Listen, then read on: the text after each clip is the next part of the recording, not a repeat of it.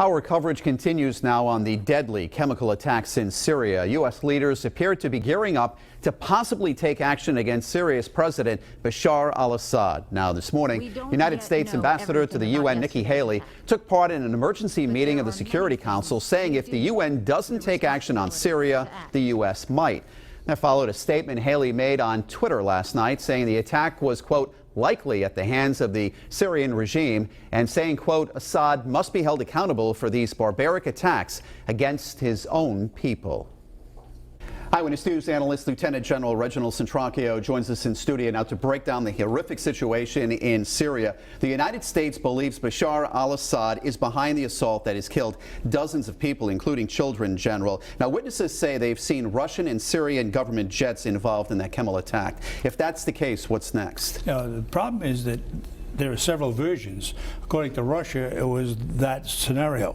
According to several other versions, it was something that was done by the rebels specifically. But if there were munitions in that dump that was attacked by Russian and Syrian jets, then you have a composite story. The next thing to do is to determine exactly what options we have to either intervene or not. Now, President Trump earlier said removing Assad was secondary. Fighting ISIS was first.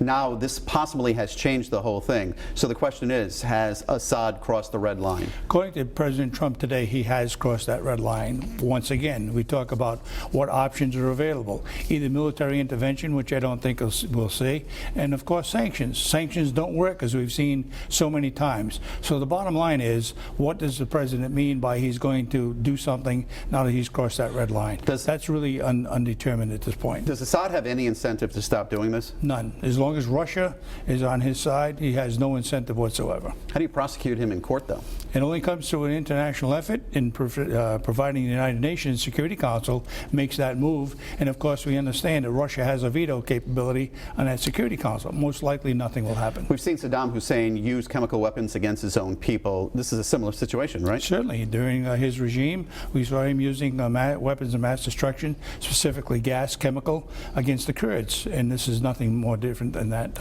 was at that time. So quickly, General, what's next? Once again, it depends on what the president wants to do and how much of the United Nations wants to get involved as to whether we do anything or not. All right, General, thank you for your thoughts.